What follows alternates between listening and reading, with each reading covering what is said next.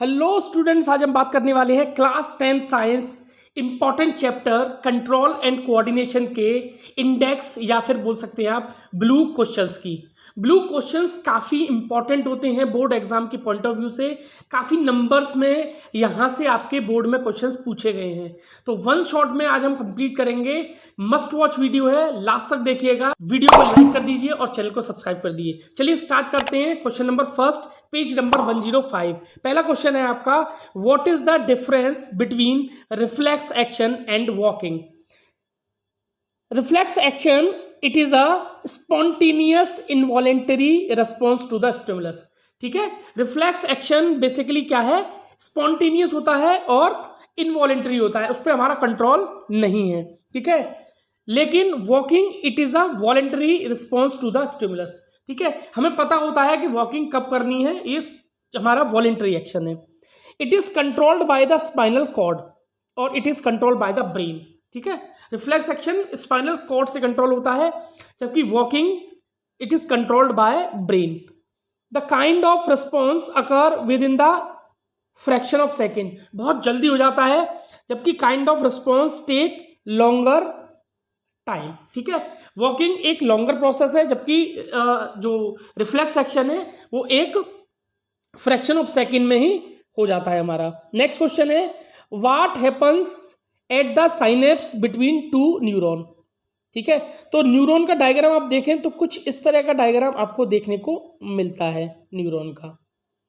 ये हमारी होती है नर्व एंडिंग, ये हमारा एक्सोन, ये हमारा साइटोप्लाज्म इसके अंदर, ये हमारा सेल बॉडी और ये डेंड्राइट। ठीक है, एक और न्यूरॉन हम ड्रॉ कर लेते हैं यहाँ पे, ये हमारी इस तरह का अरेंजमेंट होता है। अब देखिए इनके बीच में ना गैप होता है, इनके बीच में दो न्यूरॉन के बीच में हमेशा गैप होता है, उस गैप को हम क्या बोलते हैं, उस गैप को बोलते हैं साइनेप्स। ठीक है, a synapse is a gap between a two adjusting neuron, hence here the axon terminal of one end is close proximity to the dendrite। अब देखिए होता क्या है, देखिए ये एक न्यूरॉन है और ये दूसरा न्यूरॉन है, इनके बीच में होता है गैप और इस गैप को ही बोलते हैं हम साइनेप्स। ओके, अब होता क्या है, यहाँ पे होते हैं आपके नर्व एंडिंग।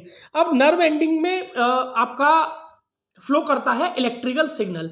अब इलेक्ट्रिकल सिग्नल गैप में से होकर ट्रांसमिट नहीं कर सकता, इसीलिए जो इलेक्ट्रिकल सिग्नल है वो किस में कन्वर्ट होता है, केमिकल सिग्नल में। ठीक है, केमिकल रिएक्शन होते हैं और केमिकल सिग्नल में वो कन्वर्ट हो जाता है। ठीक है, अब केमिकल रिएक्शन दोबारा होने पर जो केमिकल सिग्नल है फिर दोबारा से वो डेंड्राइट तक किस में कन्वर्ट हो जाता है, इलेक्ट्रिकल सिग्नल में। तो इस तरह से गैप में हमारा केमिकल सिग्नल ट्रांसमिट होता है। ठीक है, साइनेप्स में। तो इस तरह से दो न्यूरॉन के बीच में हमेशा क्या होता है, कम्युनिकेशन होता है।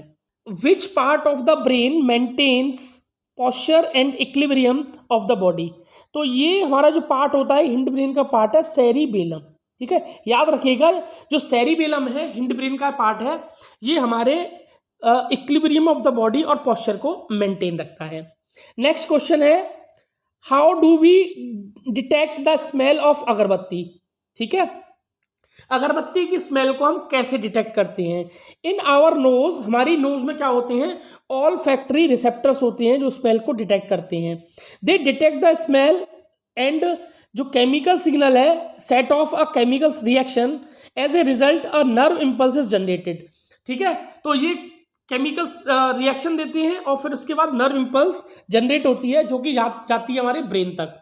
ब्रेन उसको क्या करता है, ब्रेन में होती हैं all factory lobes, all factory lobes उस स्मेल को डिटेक्ट करते हैं कि जी किस चीज की स्मेल है। डिटेक्ट करने के बाद वो हमें फिर रिस्पॉन्स करती है। The olfactory lobes present in the forebrain interpret the message and we feel the smell. Next, what is the role of the brain in reflex action.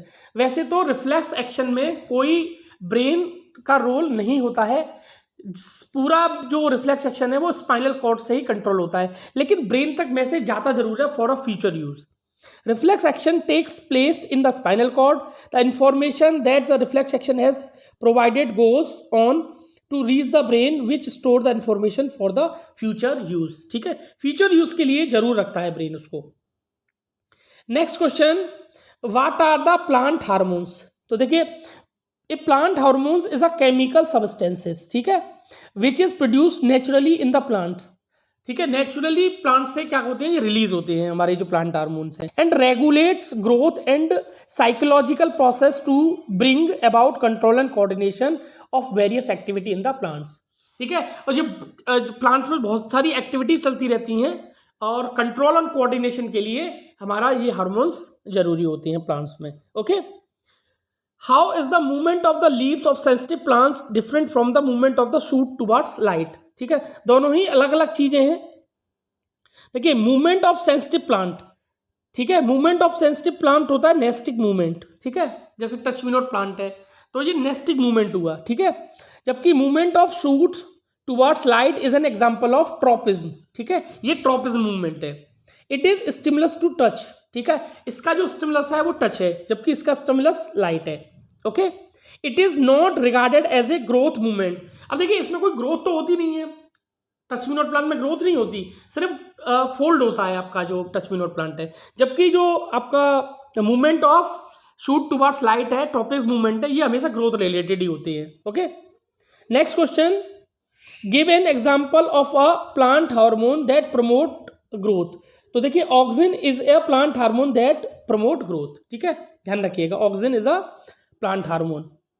अब कह रहा है हाउ डू, नेक्स्ट क्वेश्चन है how do auxin promote the growth of A tendril around the support. अब देखिए इसका answer देखते हैं, tendril are sensitive to touch, तो tendril are sensitive to touch और कॉन्टैक्ट ऑफ अदर ऑब्जेक्ट। मैंने tendril touches the support, इसको हमने क्या किया, एक प्लांट को सपोर्ट से लगा दिया, ठीक है जहां टच का फील नहीं होता वहां हमारा ऑक्सीजन सिंथेसाइज हो जाता है, वहां क्या सिंथेसाइज हो जाता है, ऑक्सीजन सिंथेसाइज हो जाता है, और वहां ग्रोथ ज्यादा होती है। जबकि टच जहां पे होता है वहां ग्रोथ नहीं होती है।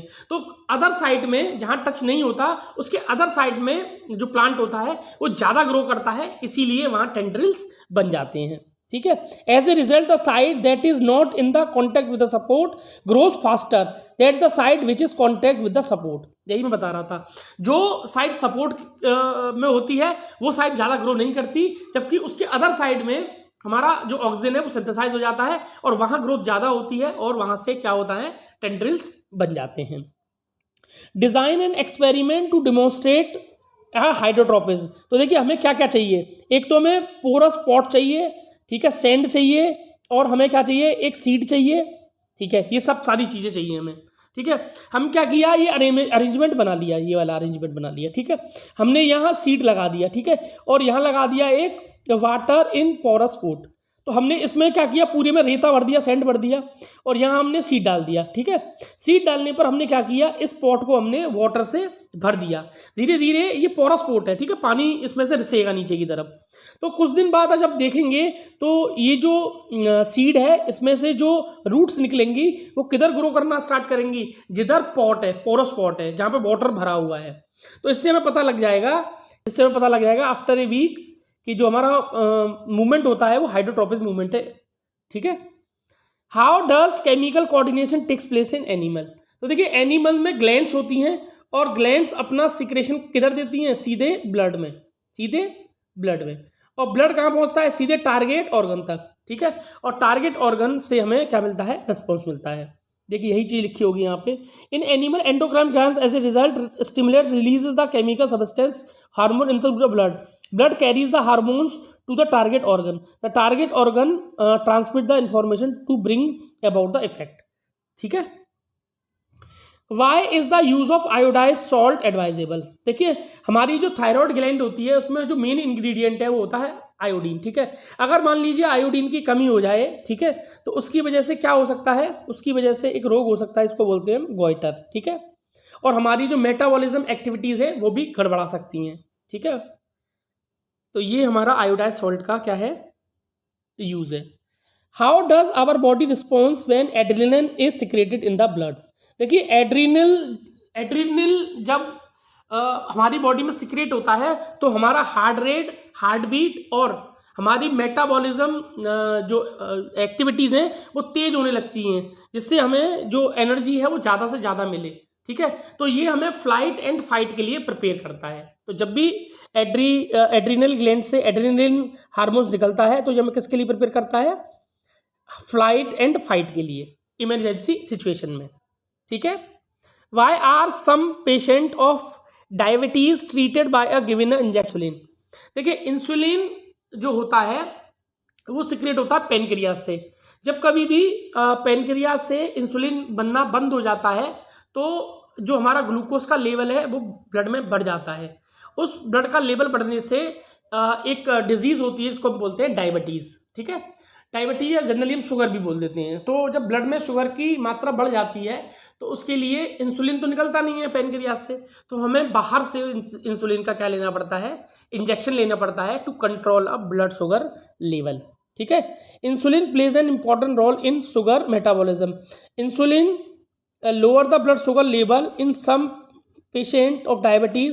Insulin secretion is reduced. Insulin injection is given to much patient to compensate for the reduced insulin secretion. ठीक है, तो जो सिक्रेशन हमारा कम हो जाता है या बंद हो जाता है उस सिक्रेशन से हमारी जो बॉडी में शुगर लेवल है वो बढ़ जाता है, तो इंसुलिन हमें बाहर से लेना पड़ता है ताकि ब्लड शुगर लेवल कंट्रोल हो सके। आई होप आपको वीडियो अच्छा लगा होगा। यहाँ से आप पीडीएफ डाउनलोड भी कर सकते हैं, मैं डिस्क्रिप्शन में लिंक दे दूंगा, वहाँ से आप मेरा टेलीग्राम चैनल ज्वाइन करके वहाँ से आप लिंक को सेव करके डाउनलोड कर सकते हैं। आई होप आपको वीडियो अच्छा लगा होगा। अगर आपको वीडियो अच्छा लगा हो तो प्लीज़ वीडियो को लाइक कीजिए, चैनल को सब्सक्राइब कीजिए। Thank you, thanks a lot.